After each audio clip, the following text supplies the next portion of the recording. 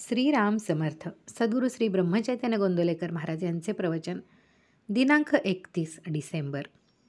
नाम हे चिरंतन आहे, त्याला समाप्ती नाही.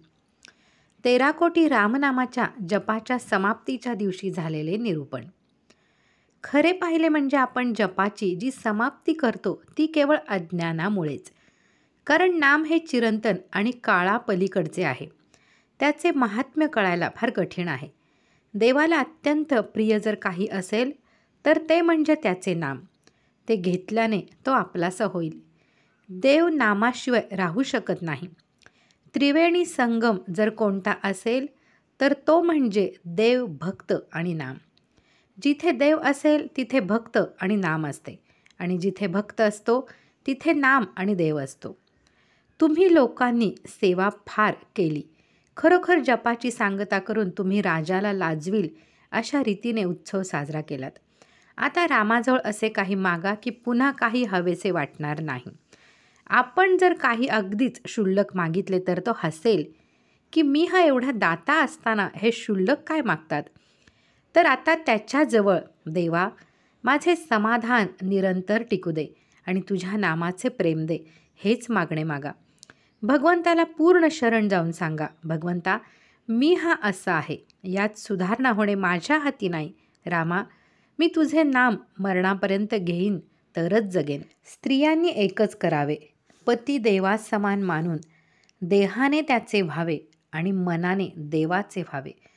प्रपंच हा परमार्थाचा लाभ होण्यासाठी करावा. कुठेही गुंतून राहू नये, कोणत्याही उपाधीत सापडू नये. उपाधिरहित राहण्याचे साधन म्हणजे उपाधिरहित असलेले भगवंताचे नाम सतत घेणे.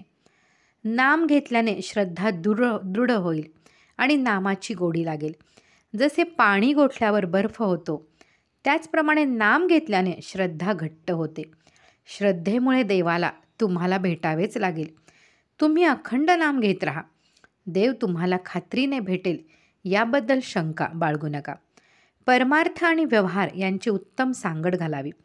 परमार्थाबद्दल नसत्या शंका घेऊ नयेत. आजच्या या दिवसापासून आपण आपल्या मुलाला जितक्या आपलेपणाने हाक मारतो तितक्या आपलेपणाने देवाला हाक मारा. आणि आत्तापर्यंत जितक्या आवडीने भगवंताचे नाम घेतलेत तितक्याच किंवा त्याच्याही पेक्षा जास्त आवडीने आणि निष्ठेने ते घ्या.